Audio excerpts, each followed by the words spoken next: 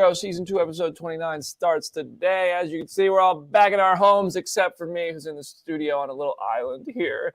But I miss my Comic-Con friends. BD here, we got Jenna Anderson.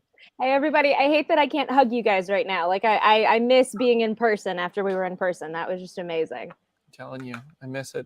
Jamie Jirak is here. Hello, good morning. I got those post-San Diego blues. That might, after how crowded that was, it might be something else, but hopefully I wasn't, No, I feel you. Oh my gosh. We all went and got COVID. Well, I don't know if we all did. I went and got COVID. We're all negative so far, but it's been fun, and the hangover is real, and we're going to talk about that. Aaron, welcome back to Phase Zero. Thank you. I'm just normal Garden Variety Wednesday tired. So hopefully everything checks out. So much stuff. There's still so much stuff. It felt like we were on for like an hour, and it's like, nope, that's just part one. Welcome to Phase Zero Secret Wars, the second part of our thing. Yeah, it's the Comic-Con hangover. It's hitting me hard. I just spilled my coffee on the table. Oh, no. So I'm going to hold that up in a second. When you see me get out of my chair, that's why. But I want to thank everybody who has subscribed to our YouTube channel. We have blown past 5,000 subscribers. Right, hit 6,000. We've seen the biggest single week of growth on the channel. We have a lot more great content coming. Jenna spoke to Xochitl Gomez. That's coming to the channel. I'm speaking to Brad Winderbaum later today. That's coming to the channel. We have more Comic-Con coverage, I think. I don't even know what's going on anymore coming to the channel. We blew past 1 million views. I think we're already at like 1.2. We hit 1 million last week, and now it's just continuing to climb. So thank you so much for the support on the YouTube channel. It means a lot that we're helping grow that, and helps us get a lot of new opportunities because of big numbers. That's just how the game works. It sounds stupid, but it's true. Later in the show, we're going to do a Q&A. You guys can ask us anything. You want to talk about Comic-Con, you want to talk about what we had for breakfast, anything in between. We can talk about that. So drop your questions in the YouTube comment section, and we're going to go scan those and get back to all of you as many as we can. But we have a lot to talk about. First of all, Avengers 5 got a director, and if you ask me, absolute win. Destin Daniel Cretton is directing Avengers: The Kang Dynasty. This came out yesterday. I was about to be recording my I Am Groot reaction, which we'll get to later in this show. But in the middle of recording it, this news came out from THR. So I was like, hold on, wait a minute. Let me do this again, and I include that news. Everybody knows I'm very excited about this. There is still a Shang-Chi sequel in the works, which it seems Destin Daniel Cretton is directing. I think. We don't really know yet. He's also developing a Wonder Man series for Disney+. There was a Xialing series that was supposed to be on the way for Disney+. That was a pretty hot, reliable rumor, it seemed. No mention of that in the story from THR. I'm hyped for this. I've said my piece in the YouTube video already. Aaron, you're at the top of the screen. What are your thoughts? Well, I posted to the community that there is some tea leaves implications here that our good friend Sean is going to be very, very important as we go along in the multiverse saga. Like, he's going to play a very central role. It seems now, of course, after everything's been given to you breadcrumb style, the building seems to make a little bit more sense with, oh, these rings are transmitting a signal to somewhere out in the ether. Oh, what's that? Ant-Man's the first movie of Phase 5. What do you mean the Shang-Chi director is directing the first part of the Avengers extravaganza at the end of Phase 6? So it's nice. I think it's a good choice. If nothing else, the hand-to-hand fights in Kang Dynasty will be tremendous. Jenna, what do you think? I completely agree. I think this is such an inspired choice. I remember walking out of Shang-Chi for the first time and being like, if Destin does not get an Avengers movie after this, like, it's going to feel like a missed opportunity, because it seemed like even that mid-credit scene with Carol and Bruce, like, he has the team dynamic down in a really fun way, and it seems like he would be a really good choice to like further that in its own movie. So I love the choice. I think it's going to be great. I agree with Aaron about the like hand-to-hand fighting. I also am just so excited to see how he directs Jonathan Majors as Kang, because I feel like he is going to be like, that is going to hit such a very specific energy that Kang is really going to need. So I'm super excited about this. I think it's a great choice. I'm just very curious to see how this fits the rest of the MCU schedule of like, I hope we don't never get Shang-Chi 2 because of this. Like, I hope there's still some way to get both sooner than later. What if Shang-Chi 2 is just an Avengers movie? I'll be like, okay, that's cool. Let my man lead the plot. I'll be okay with it. Jamie, how you feeling about it? Yeah, I think it's like it's a competent, good choice. Like I'm not, like BD where I'm like, yeah, that's amazing. I've said this many times in the show. I think Shang-Chi is very good. I love the first half. I don't really like the second half, but that's just personal taste. But I don't think that that's going to affect how I feel about this directing choice. I think it's great. I think it's reminding me of the Russo's Winter Soldier to Endgame pipeline. I think that that I like the idea of Shang-Chi kind of leading the pack and being an important part of the Avengers. Give me more Simu. I'm totally stoked for that concept. But I would like a Shang-Chi movie before this, a second one. Yeah. I would like that a lot. Like give us the Civil War and leading into this. That's what I would like to see. But I'm ready. I'm hyped. I think this was a good choice. Yeah, I mean, it's interesting. Like there was no Shang-Chi sequel named, and Shang-Chi came out 2021. And then we have presumably every movie now until 2024, and a couple release dates before this. But it would be a tight turnaround to squeeze in a Shang-Chi sequel before this movie, unless it was one of the Phase 5 movies that just wasn't announced. And like there's some date that we don't know about yet. But yeah, I would love to see a Shang-Chi sequel before this, but I don't know. We have to at least, if Shang-Chi is going to be in this movie, I assume we have to at least see him before this. Yes. You know what I mean? Like we can't just pick up from that post-credit scene where Wong is like, we're investigating the 10 rings, and then all of a sudden, boom, we're going on to the Kang saga. But yeah, I don't know. It's going to be really interesting. I'm really curious when this will be set. Like, will this be like an Asian dynasty that we'll get to visit that was kind of introduced in Shang-Chi? It's a spin-off of that. Where is Kang operating? What is he doing? There are obviously questions we can't answer yet, but I do feel like Destin is a really inspired choice. I love what he did. I mean, to me, I said this in the video yesterday, my favorite part of Shang-Chi is the fact that it was the family at the front of it, the characters at the front of it, Wenwu Jialing and Shang-Chi and their kind of relationship and the strain on it and the trauma of trying to deal with fighting your own father who's delusionally grieving. That was what worked the best for me, and I hope that he finds a way to, however many characters are in this. I don't expect this to be like an Infinity War Endgame type of character roster, but obviously it's going to be an ensemble. Balance them, give them all their stories, make them all important. I think Destin Daniel Cretton shows that he can make characters feel important. He even gave Katie a big moment, which I don't really agree with how it went down. I think could have been cooler if somebody who knew how to shoot a bow and arrow got to shoot the bow and arrow or stop the dragon. But hey, he found a way. So the only question left is who directs Secret Wars, because Kevin Feige on the carpet said it's not the Russo brothers. The Russo brothers would have had you believe it would have been them. Kevin Feige said no. So this is kind of anybody's guess. I don't think anybody would have really guessed that Destin was going to be doing the Kang Dynasty. I mean, we may have been like, he did a good movie. It could happen. The same way we could sit here and say, well, maybe Peyton Reed does Secret Wars or something crazy like that. And then they hit you with something unpredictable. I've seen Coogler's name tossed around on Twitter. But anybody have any choices? Do you think this will be like a promotion job or somebody new? I will say, I like the idea of Coogler, but I almost think after Wakanda Forever, I almost want him to be able to take a break. Like, I don't want that man to have to immediately then go into Secret Wars, because I feel like that is going to be such an undertaking in and of itself. I've seen people say like Nia DaCosta or the guys who are directing Loki season 2. Like, it seems like it's going to be a thing where it's somebody who has previously directed a Marvel movie. I have had a theory for a long time. I literally have a Post-it note on my desk about it, and I tweeted it out yesterday. Now that we have Destin doing Kang Dynasty, I feel like this is more possible now that the Russos are definitely not involved with Secret Wars. Bring back Jon Favreau. Give us the full circle moment of going from Iron Man to now, and have him direct Secret Wars. Have him be able to just kind of like bring everybody back and use his pull that he's had from Star Wars and Lion King and everything else, and have him be able to like very earnestly make this movie what it needs, and not just make it this thing of like, it's so self-indulgent and so like winking and nodding at the fans. I think he could balance that really well, and I think that would be really cool. I would not be surprised if that happened. I've also seen Sam Raimi's name thrown around as a possibility too, and I could see that. That would be a very fun movie. I really like the Favreau idea, although a part of me is like, that man is busy over at Star Wars. Oh, I know, yeah. Oh, I can't imagine that he's like, let me just go hop on over across the street and make I think if they back up a dump truck full of money, I think he will be able to say yes. Fair. So, yeah. But I like the full circle idea of that. I think that's cool. I think that'd be awesome. I really get a feeling that Secret Wars is not actually the end of Phase 6, I feel like there is a Secret Wars Part 2 that will be the culmination of Phase 7, because this is all happening so fast. If you look at Avengers Endgame, it took us 11 years to get there, and it's like as many hours of content over 11 years as all of Phase 4 did in 2 years.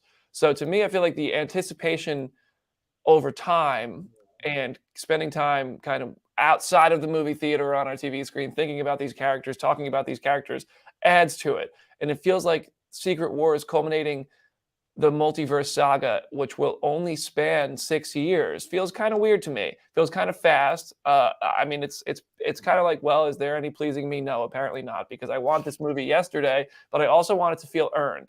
So I don't know. It's weird to think about that Secret Wars is just the end of Phase 6, and it's apparently only one movie. That's hard to believe. So I'm curious. Me and Jenna were talking about this a lot while we were walking around at Comic-Con.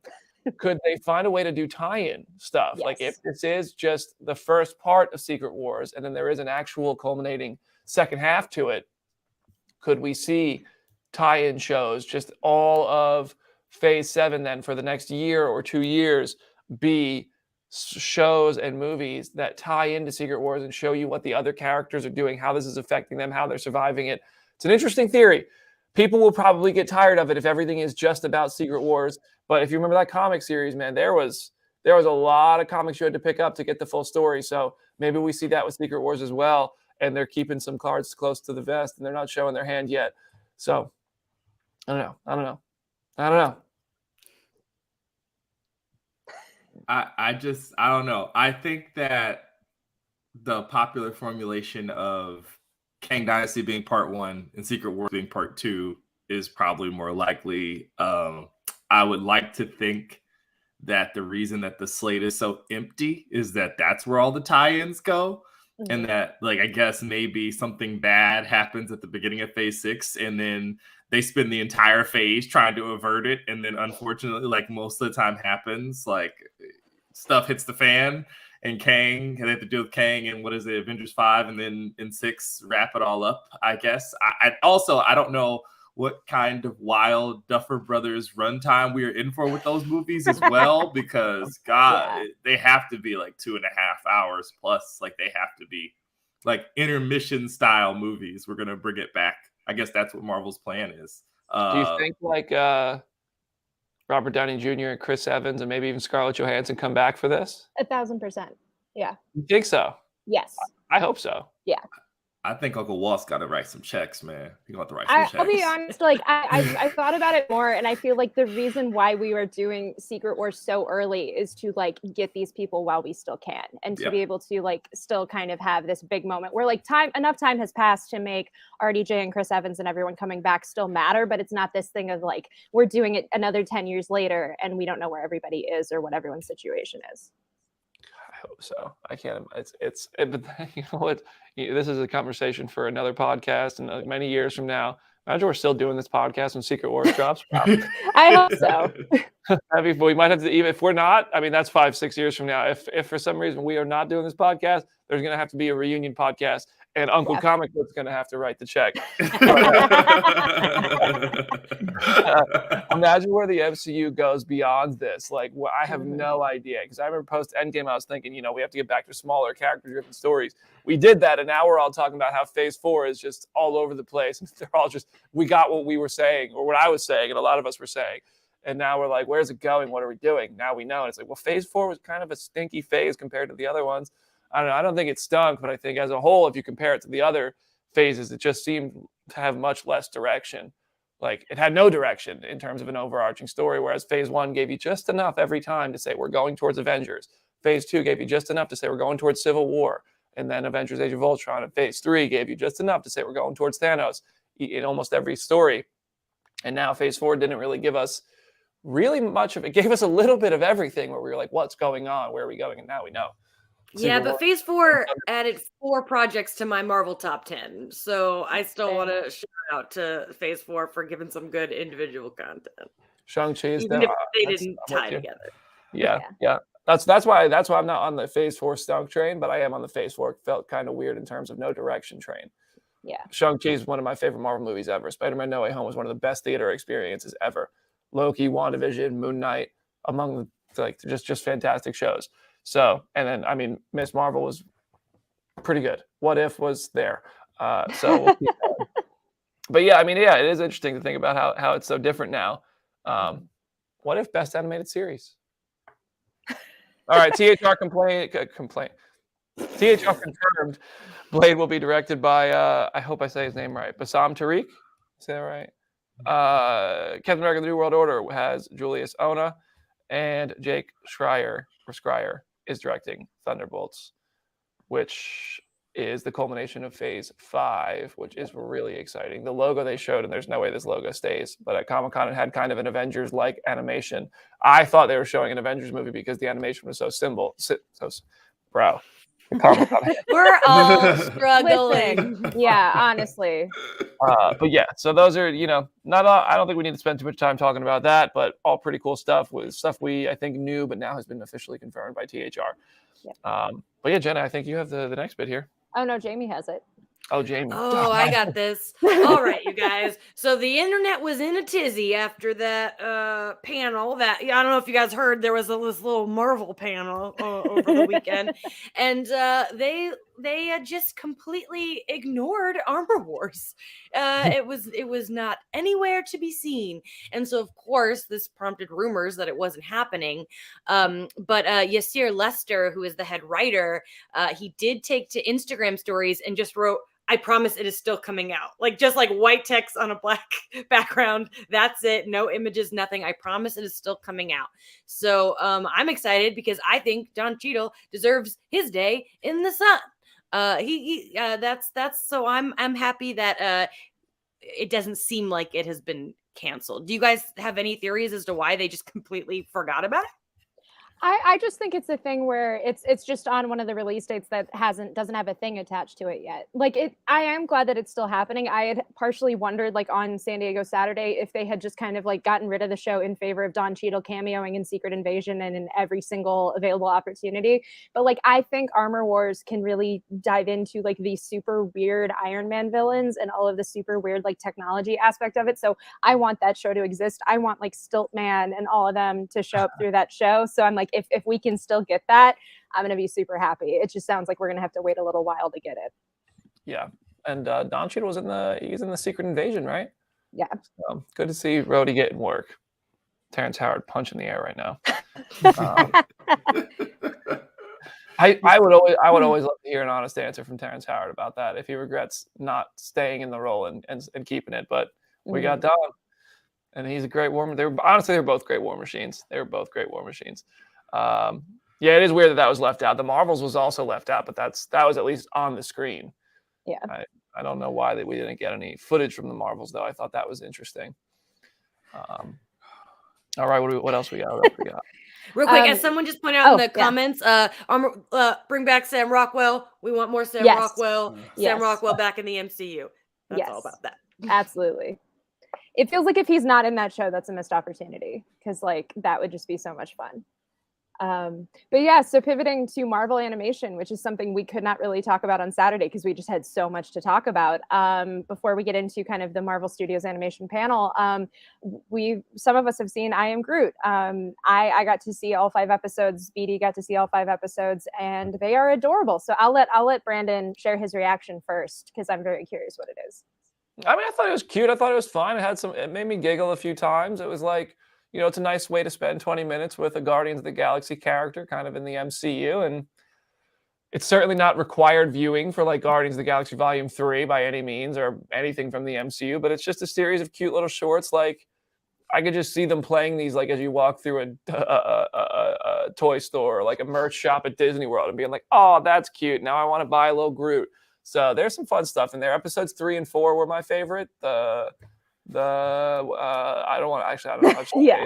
It's not. I don't even know you can really spoil this show. It is just a cute little Groot story. The animation was very impressive. Yeah. And we know Bradley Cooper as Rocket Raccoon is in there. They confirmed that on the Marvel animation panel. That the episode with Rocket was one of my favorites, and then the one before that as well. So.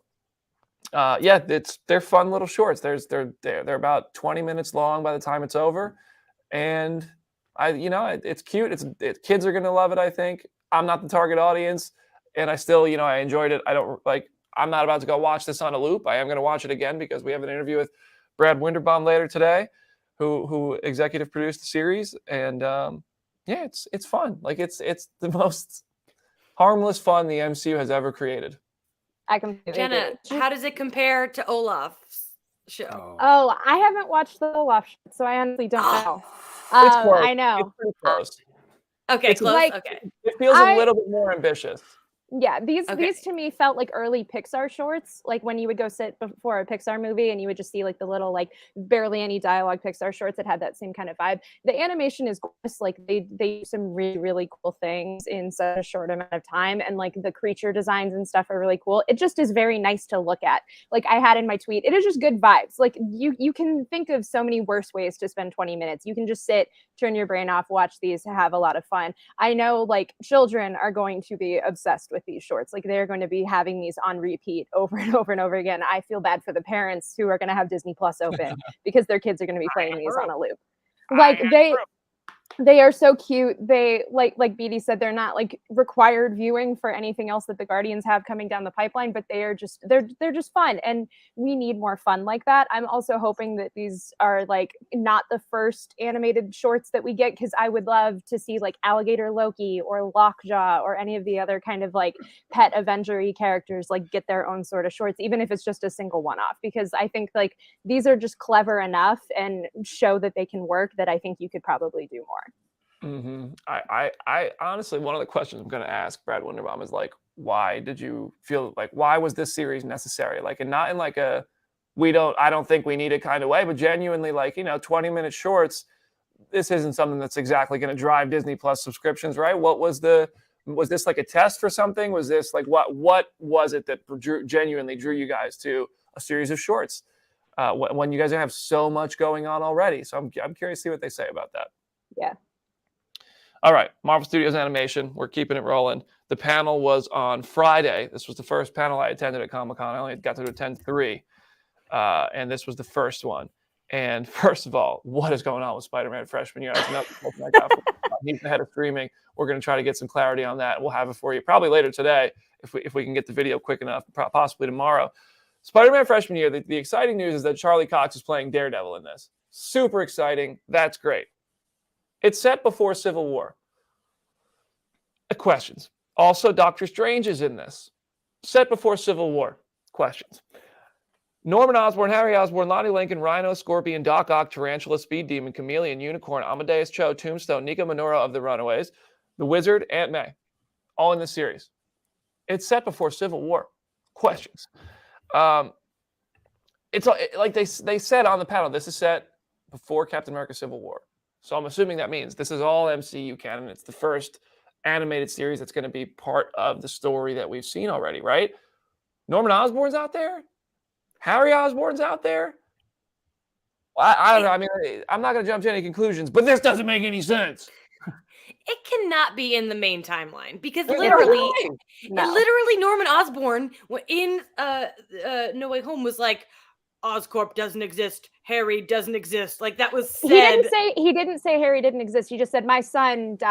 So I still think there's still a Harry in the universe. I just think like whoever the Norman is of this universe does not run Oscorp. But even then, we saw images, and Harry and Norman and Harry are black in the series. So maybe Willem Dafoe's was like, that can't be my son. Like I don't know. Like that's not my same family. It's a different person because we look different.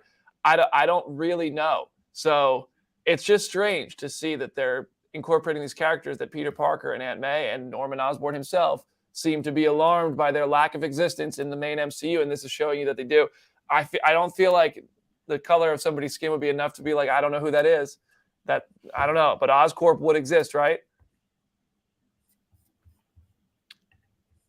They're making us really think hard about this, and I don't want to have to think that hard about a cartoon. I just want to enjoy a cartoon. You can opt out of getting played at any time. Just watch the show, though. Like, you don't have to worry. You don't have to play your game. You don't have to, though. That's impossible. The only way I'm sorry. It's funny. I was watching the meltdowns on Twitter as the panel was going on and being like, I don't know what to tell you. Also, I mean, if I wanted to play devil's advocate, right? Spider-Man has to have an origin now that no one knows who the heck he is. Could this be like a like Infinite Tsukiyomi vibes? All my weebs in the chat, they're like, what in the world? We're talking about Naruto things, but like a mass delusion of this is how Spider-Man existed, and now all of a sudden there is like all this stuff in the MCU. This is all stuff I'm sure that they're not going to want to answer at any point, any time. And it's just like the real reason is we wanted freaking Dr. Octopus to be in a Spider-Man show. We wanted Runaways to be acknowledged. Who knows? I am excited about that. That's how far are we from Amadeus Cho being in like an MCU thing as like a live action person? It's going to take years. So you know that it's fascinating because they know you're going to invite this sort of like attention by doing and putting these characters in here, especially to like more than anything, freaking Charlie Cox voicing Daredevil is some real like literal. That's bait. Yeah. That's bait. Don't take the bait. Don't do it. You know. But we're all gonna wonder anyway. I mean, there's so many things. Like Peter's an Islanders fan as opposed to his jersey, the jersey he's made in his costume. I have so many questions. It's very, very engineered for you to have a lot of like thoughts about it. I think the thing is just them like saying it's in the MCU is what's overshadowing the show itself. Cause it's like the show itself, just based on what we were seeing, like shown looks great. Like I am so pleased by the animation style they're going with here. It's very much like Alex Toth's kind of like Super Friends, Hanna-Barbera era, like 1970s sort of stuff. I am just like, this is just going to be a very good Spider-Man show at the end of the day. I think they're kind of screwing it over a little bit by pretending that this is canon when it obviously is not canon. I think if you just presented it as its own thing and let people watch it, they would be enjoying it so much more. But now we have all of these questions and this speculation, and it's kind of overshadowing it. There's a comment here from Foxsock. Maybe Norman died at some point during the freshman year, and that is why we did not hear about Oscorp so far in the movies. Huh. He gets hit by another glider. Like, he gets hit by a glider with Peter. I mean, maybe though. Maybe that's what happened. Maybe we're gonna see Norman Osborn die in animated form for the 616 universe, as Rachel McAdams calls it, but not Iman Vellani. So Benedict Cumberbatch like, I'm gonna reset the universe again, Peter. We got 4-5 more times the tops. That's it. I can't keep resetting the universe for you. I suppose we'll see. What If Season 2 actually did look really good. They showed the first episode. I quite enjoyed it. I had to leave right before it ended because I was trying to race back for an interview, which I ended up not getting back in time for, and Jim Viscardi did it anyway. Season 3 is already on the way. X-Men 97. Big takeaway from that is that Magneto's the leader of the group there. That's going to be really cool to see the dynamic there before they inevitably bring Professor X back. Season 2 of X-Men 97 is also guaranteed. Marvel Zombies, Shang-Chi, Ghost, a lot of other characters are going to be in that one. There's a whole gang of widows in it. Yelena Belova's in it. Looks really fun. They also promised it will have all of the gore from the comics. It seems like they're going with like a more mature series there. And that's exciting because we don't need a kind of kiddish Marvel Zombies, in my opinion. I think that's just a fact. Some of the stuff in Marvel Zombies, like Peter Parker talking while eating his own family. I mean, come on, like let's get that one. All the things that made that book so intense and good, I'm here for it. But anybody want to talk about any of that before we move on? I like the team that they have for Marvel Zombies of like Shang-Chi and Yelena and Kamala and everything. Like, I feel like even if you don't like zombies and gore, I feel like just seeing those characters interact is going to be like a huge thing for some people, and that's going to be really fun. Yeah. Hella. Oh wait, that was What If. Never mind. I think. I don't know. Okay. Anyway, yeah, I agree. I agree with you, Jenna. Ghost is back. I hope it's Hannah John Kamen. That'd be cool. Awesome. But I don't know if it's her, so we'll see. We'll see. Jenna, you talked to Xochitl Gomez yesterday. I did. She is so delightful. Oh my gosh, I talked to her about Doctor Strange being on Blu-ray with my name and my quote on the back, by the way. No big deal. First of all, time out real quick before we get ahead of ourselves. Jenna interviewed Bruce Campbell at I did not interview. Jim interviewed him. I sat in the room. Yeah. Well, that's why we put Jim in jail, so he stopped stealing stuff from people. Jenna met Bruce Campbell at Comic-Con, got a copy of the Doctor Strange Blu-ray, and Bruce Campbell signed it. So now Bruce Campbell, who is the famous end credits tag, Papa Pizza Papa himself, signed the Blu-ray that has Jenna's name printed on it. So I just wanted to call that out because that is dope. But anyway, Anyway, but yeah, so I talked to Xochitl. She's delightful. The video and the full like interview is going to go up in comic book very soon. But I did write up a quote that she gave yesterday because she was saying it to other outlets and it's starting to go around. I asked her like, what other characters do you want to cross over with in the future, especially now that we've announced so many other projects that could happen in. And she said, I hope that America kind of gets to be in a show or movie with Loki because I think that could be really fun, especially because of the comics. I think that could be fun to watch. Also, Kang seems like a really great villain, and I'm super excited for what he's about to unleash with all of that. Hopefully, America will get to be in a Kang-related project. I think that would be really cool, which I love that she said that. I didn't even have to ask about Kang or about Avengers, and she still kind of presented that information. I do think it's a thing of like, since America has her powers tied to the multiverse, I love that she's kind of like gunning for that and wanting that to happen because I think that would be super cool. So what do y'all think about that? Do you want America to be in like the Kang Dynasty Secret Wars of it all? yeah, I think she has to be. That's why they introduced her, right? I mean, she's a very specific power. And that's going to be come in handy a lot, especially as she learns to use it and control it. The other characters are going to need her to go kill the other universes. There's two girl like MacGuffins just rolling around the MCU now between Thor's daughter and her. Like it's really really like I'm like I am afraid you don't want him to figure out that either of them exist because one of you're basically a walking wishing well, and then there's only one America Chavez. Yeah. There's only one. Like he's like, I've killed all you Avengers a gajillion times before, but I've never seen you before. What's going on here? It's going to be interesting to see. I hope Doctor Strange and them are training her well. That also just reminds me of the line I want to repeat from San Diego Comic-Con, the Ant-Man and the Wasp Quantumania footage.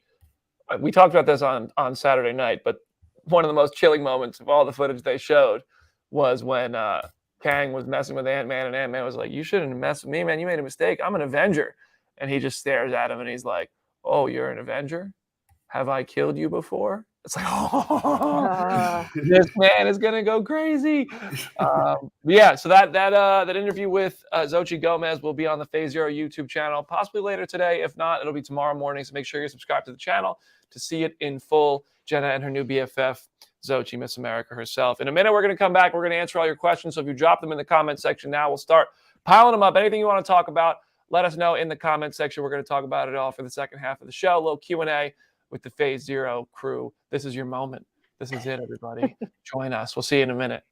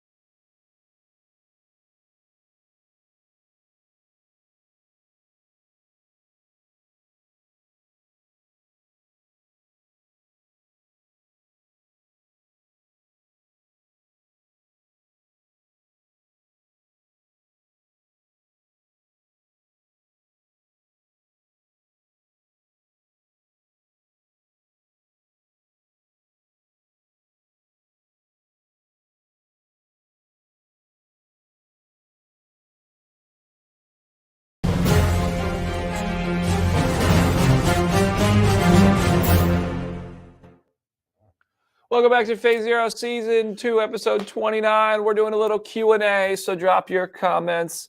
I also saw, I don't know what's going on, I just saw something in the community where people are disrespecting each other. We will not have that. We will review it. If you guys are not being polite, I'm going to look into it, and we will delete comments and delete members if we have to. This is an inclusive, welcoming community, and that's how we're going to do it here.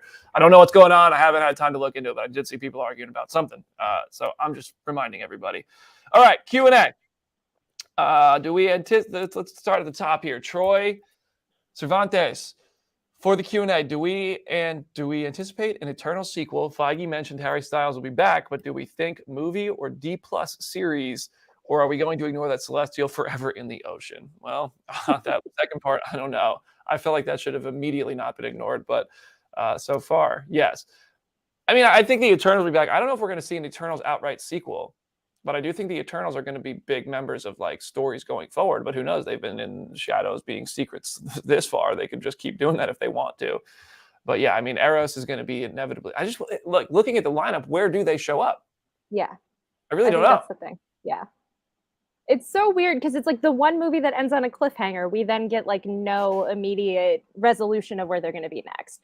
I've also I saw a tweet the other day, and I'm blanking on who tweeted it. I wish I could credit them, but it was basically that they almost want Daredevil to acknowledge the Celestial being in the ocean, and like how does this affect like religion in the MCU? Because it's like how do you look at a higher power when there's just straight up like a giant alien hand out of the ocean now, and everyone's just ignoring it. So yeah, the Celestial thing is so weird to me that we've had like half a dozen different shows and nobody's acknowledged that at all.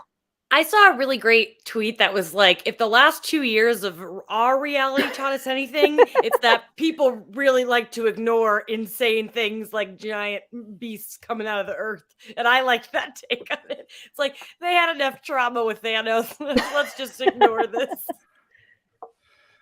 All right. Aaron, you got any thoughts on Eternals too? I hope Harry comes back. They made such a big deal. The needle drop.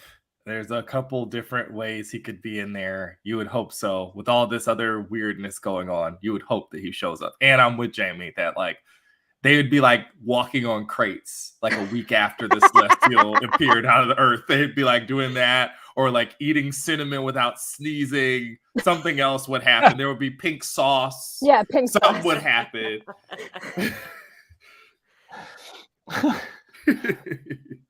Barkwood Comics asks, Phase Zero, do you think Secret Wars movie will include incursion with the mutant Earth rather than the Ultimates universe? Secret Wars brings in mutants. I don't think so. I think the Miss Marvel finale shows that we're going to slowly get a trickle of mutants in the MCU, and they're just going to have been there.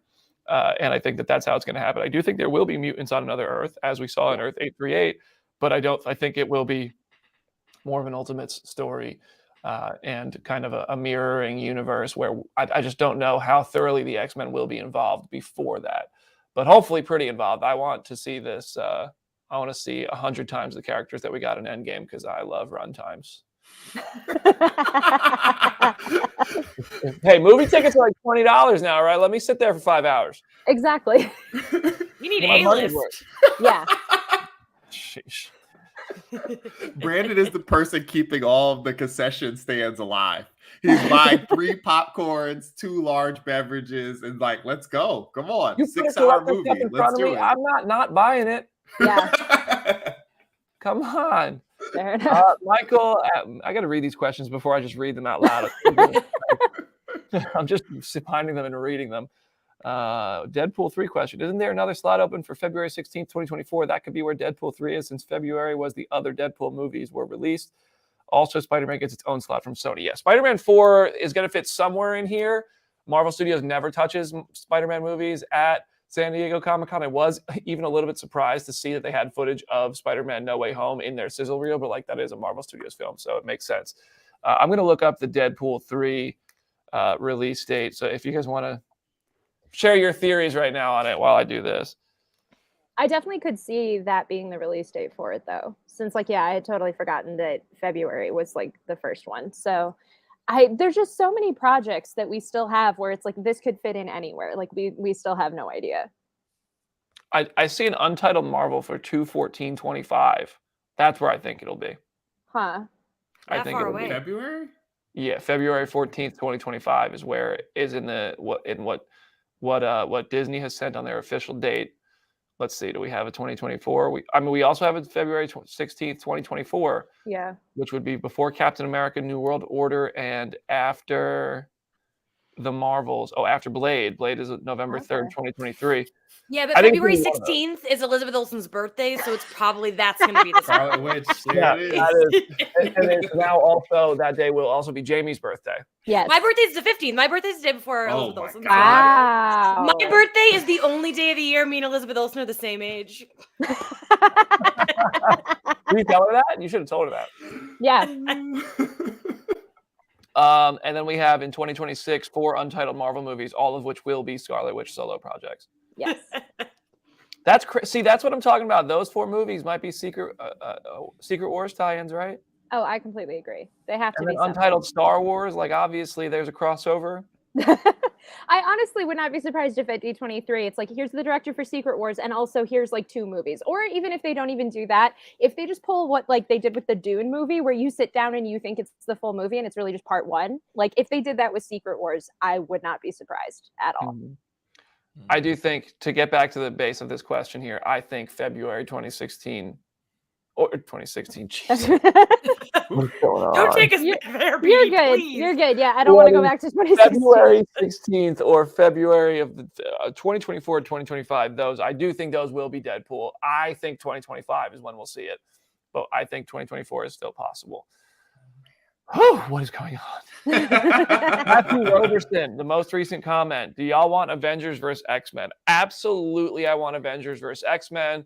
To me, that's the only way you follow up Secret Wars with an event that's worthy of being called an event. I don't know. It's getting harder and harder to eventize these movies because Endgame was so big. Secret Wars will now inevitably probably be bigger.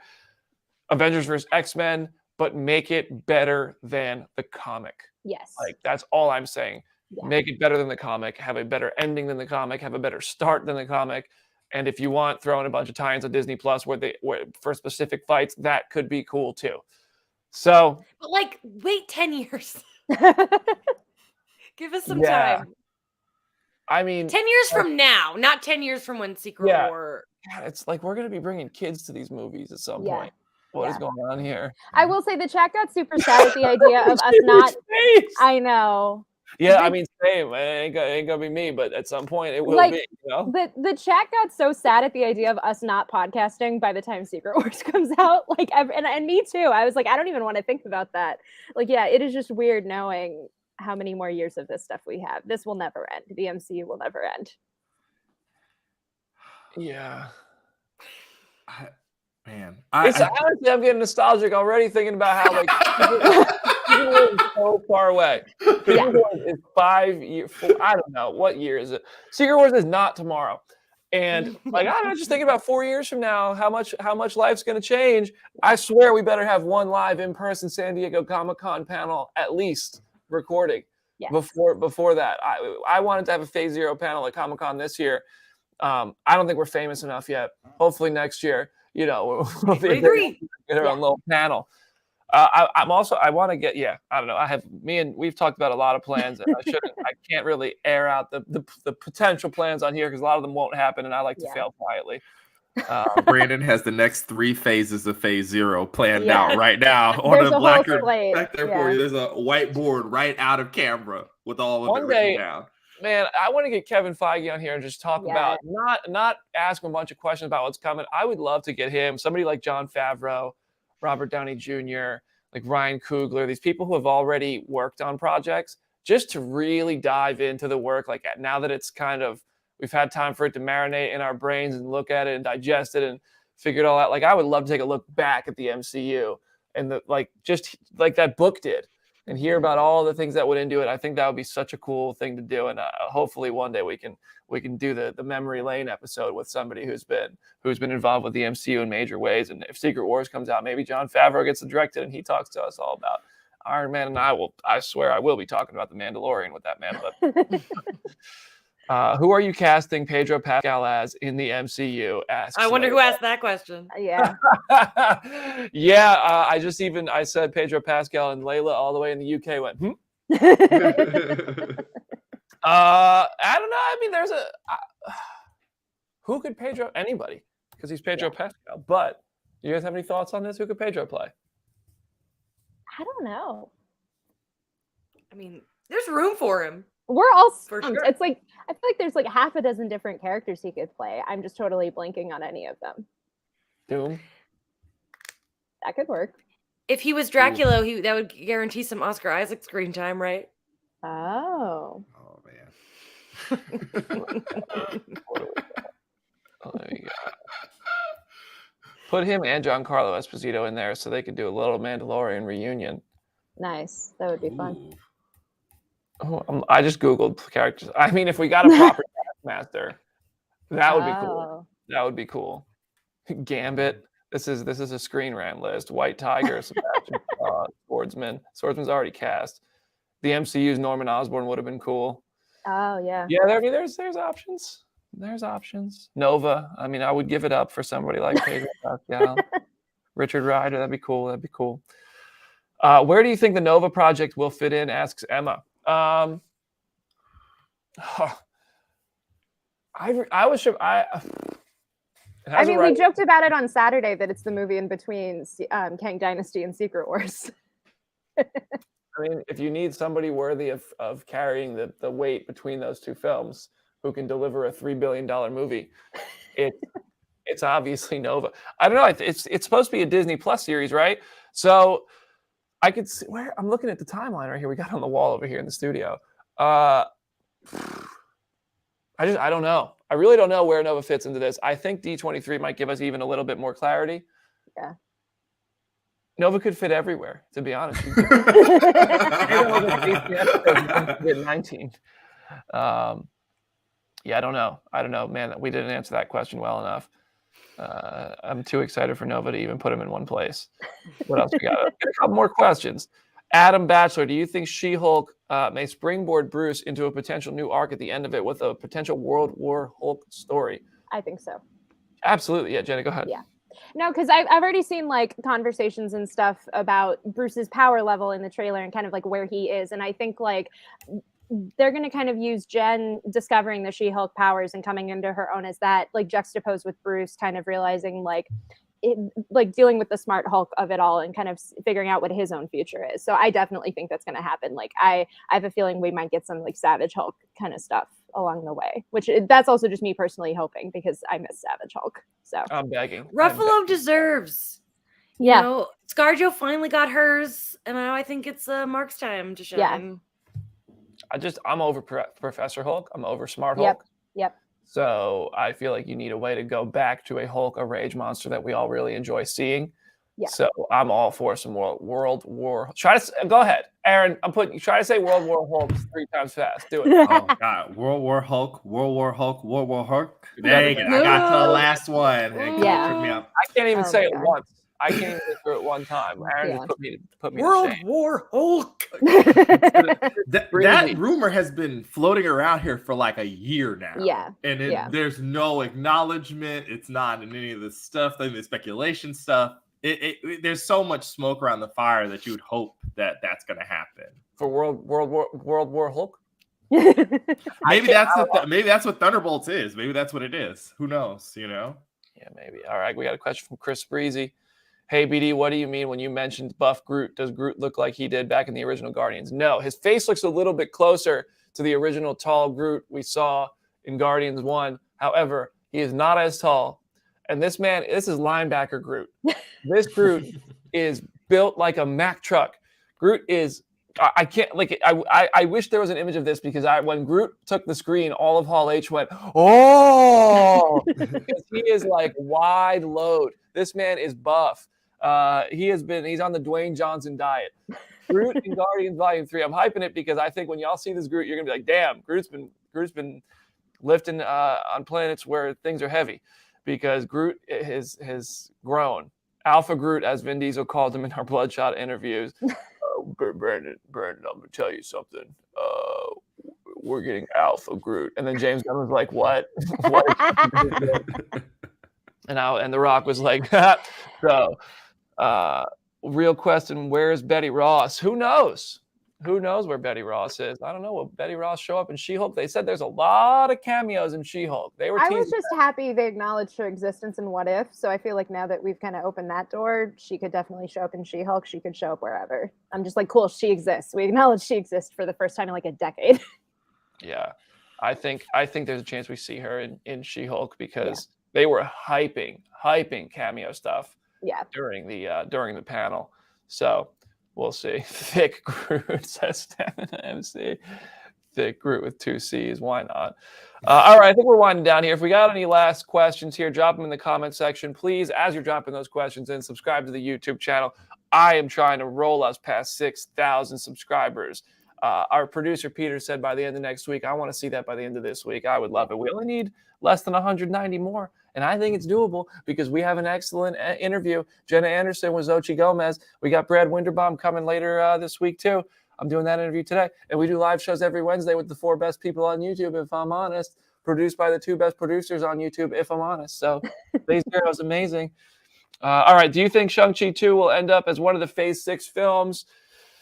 Hey, I just have a hard time imagining Destin Daniel Cretton could direct Shang-Chi as a Phase 6 film and still direct Avengers: The Kang Dynasty as a Phase 6 film. I think they need more time apart if Destin is doing both. Yeah. So, now that Daredevil has his own series in the MCU, do you think that Phase 7, 8, 9 will be the... Wait, I gotta... Turk Barrett saga. Turk Barrett saga. I know Adam has been Adam does. Adam has a whole Turk Barrett theory like ready to go. Yeah. Me and Adam were talking about doing a Daredevil rewatch podcast, and that could happen as well. So maybe we'll do that. Justice for Turk Barrett, who was just a really good person to start the Daredevil series, huh? Yeah. If you need a fresh eye person, I've only seen the first season of Daredevil. Nice. Really? That's my secret. That's my big secret. I'm really revealing it to you now. Adam Bond yeah, exiled you. I know. I just watched all of Jessica Jones, and I never finished any of the other series, and that's my deep secret. You guys know all my secrets now. I have no other secrets. Yeah, a question for you. This one comes from from Steina TP. Do you think Jessica Jones will appear in She-Hulk?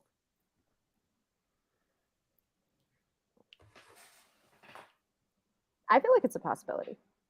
Oh, I feel like anything's possible. I will just say that. Yeah, I do have to say though, they did just put out like a little featurette thing for She-Hulk yesterday, and it literally shows her talking to the camera, and she says like, "I want you guys to know like this isn't going to be a cameo a week show, except for Bruce and Blonsky and Wong." And so it's like I'm glad that they're at least acknowledging like the self-awareness of all of that. But yeah, I don't think it's out of the question that Jessica could be there.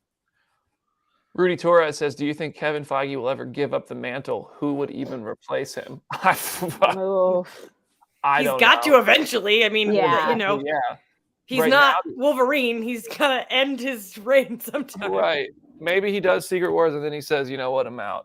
But I mean, I think Kevin really wants to do some X-Men stuff. I think he'll be there for a minute. But I mean, right now, the only people who could succeed him that I could even think of would be like Victoria Alonso. Yeah.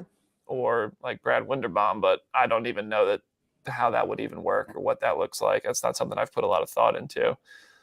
Which Star Wars director would you like to see do something at Marvel? I'd love to see a J.J. Abrams project.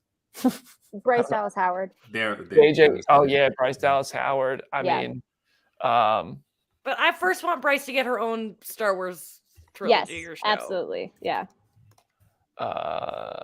There's quite a few Mandalorian directors who I think would give George Lucas a movie. That'd be a great fight scene. The prequels were Deborah Chow, who just did Obi-Wan. Yeah. Rick Famuyiwa does a great job on Mandalorian episodes. Mm-hmm. Yeah. Steal them all. They're all pretty talented, man. I would like to see J.J. Abrams' Fantastic Four. Why not? That'd be interesting. No, please don't put that out into the universe. Please. Yo, imagine J.J. Abrams did Fantastic Four. It's one big mystery. The whole thing. You know I love Lost deeply, but no. What did What happens, honestly? Maybe I'm sorry. Maybe I'm not. We'll see how it goes. All right. And the last question, the most important question of the day, comes from Jose A. When do you all think Morbius 2 will fit? I think there will be a Morbius movie between each movie. Yes. Yeah. That's the only way to advance the MCU. There will be a billion Morbius movies. In all seriousness, I do think like I would not be surprised if Feige is having to sit there and think like, do we need to have Morbius in Secret Wars just so he can be like, it's Morbin time, and then like you can get the Avengers Assemble style moment with that. I think those conversations are being had, and I think Feige is probably regretting that they're having to be had, but like that feels possible with the multiverse that they might just do that just for the hell of it. And Morbius just immediately gets killed. Yes, that's exactly like just have Blade like immediately kill him, like no hesitation. It would be great. I feel bad for Morbius, man. Do you? They try. Really? Do you? You're too nice. Matt Smith got asked about Morbius on the House of the Dragon panel, and it's from what I saw, he wasn't exactly thrilled about it. Yeah. Matt Smith was really nice. We did an interview for House of the Dragon 2 days ago. Give the man, come on. All right, that's our show. It's Morbin time all the time. Yes, it is. Please subscribe to the YouTube channel and share our show with your friends. Aaron, any last words for today's show? It's at Silly Corner on Twitter, and go watch John Krasinski mimic getting shot with a blow dart on Jimmy Fallon last night when asked about Fantastic Four. I love when these actors actually acknowledge the Marvel sniper theory. It's very silly. Jamie? Have a nice day, everyone. I hope that you're really coming down from that Comic-Con high. Treat yourself. Take a nap today. That's all. Take a nap today. Treat yourself. Jenna? Yeah, go read some comics. Go take a nap. I'm probably going to take a nap when we're done recording. I'm so tired ever since I got back. But I love all you beautiful people, and I'm just glad we have this community. Yeah, I love our community. I love all three of you guys. I had so much fun in Comic-Con. I wish we got to spend more time together. Also, I want to point out, there was a time, this is a quick story from the end of the show, in our office, prior to the panoramic, and when we were not down here in downtown Nashville, we were outside of Nashville in a different office. There was a time in my life where Jim Viscardi convinced me that he used to take naps under his desk. And all of our video team played into it because there was a glass wall between the video editing room and Jim's desk. And I'd be like, can't we see him sleeping under the desk all the time? And I'll just picture Jim cuddled up with a little pillow pet under his desk. And he lied to me.